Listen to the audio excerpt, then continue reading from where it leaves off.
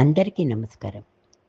శ్రీ వెంకటేశ్వరుడంటే సమస్త సిరులను అనుగ్రహించే జగన్నాథుడు. లక్ష్మీపతిగా సకల సంపదలు ఆయన ఆధీనంలో ఉంటాయి. అంతటి సర్వాంతర్యామిని కీర్తించకుండా ఎవరుండగలరు?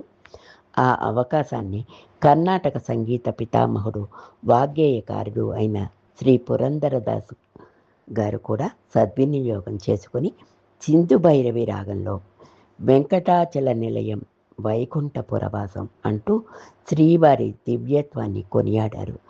పంకజ నేత్రుడు, పరమ పవిత్రుడు అంటూ సంకీర్తన చేశారు. ఈ మధుర భక్తి గీతాన్ని ఇప్పుడు మన కోసం ఆలపిస్తున్నవారు హిమబిందు, సింగపూర్. వారి గళం నుంచి విని ఆస్వాదిద్దాం. నమస్కారం. వెంకటాచల నిలయం వైకుంఠపురవాసం,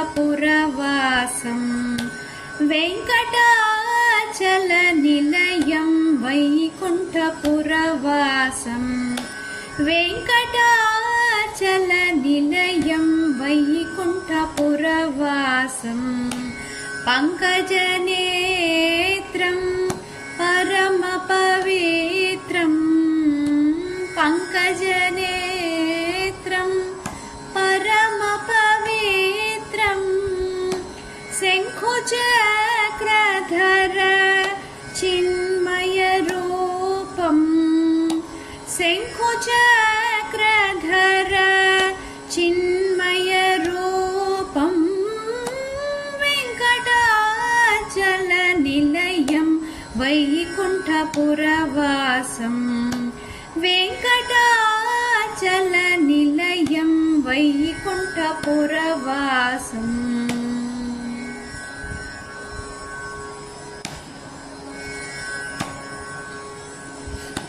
అంబుజోద్భవ వినూతం అగణిత గుణనామం, అంబుజోద్భవ వినూతం అగణిత గుణనామం, తుంబురు నారద గాన విలోలం, తుంబురు నారద గాన విలోలం, అంబుదిశయనం ఆత్మాభిరామం, వెంకటాచల నిలయం వైకుంఠపురవాసం,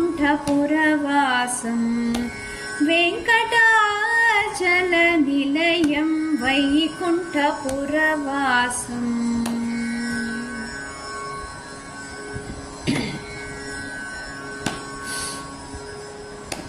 పాహి పాండవ పక్షం కౌరవమదహరణం,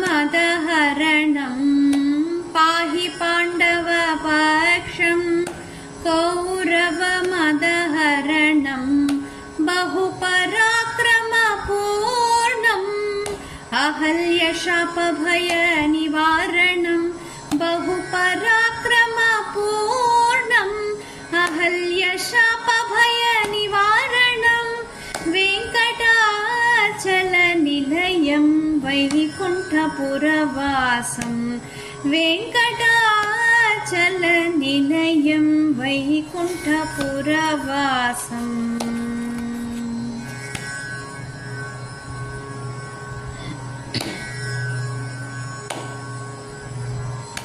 సకల వేద విచారం సర్వజీవనకరం,